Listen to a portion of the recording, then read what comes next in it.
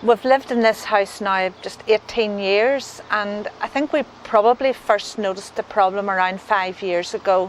What had been waste ground and was quite sparse suddenly began to fill up with what looked like large weeds. And the alarming thing to us was it was growing closer and closer to our house and seemed to be growing at a huge rate. Adrian heard a thing on the radio about this weed called Japanese Knotweed, and when we looked it up, it was exactly the same as what we had in our garden.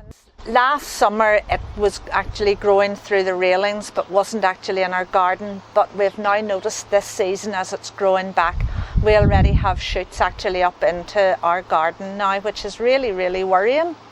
It's actually causing us sleepless nights now because we've been told it's an invasive species, that it's an environmental hazard, that it will affect the value of our house. If we were to sell the house, somebody buying it isn't going to get a mortgage because of Japanese knotweed actually so close to it.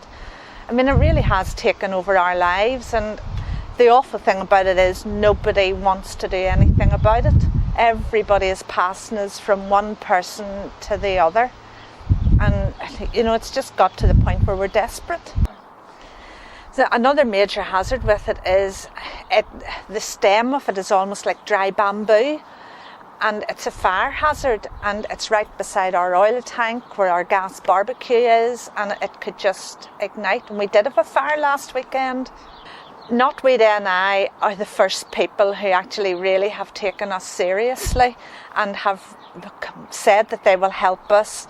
It has been great just having someone who understands the problem, because the council, the housing executive, politicians, no one really is interested. So thank you, Knotweed NI.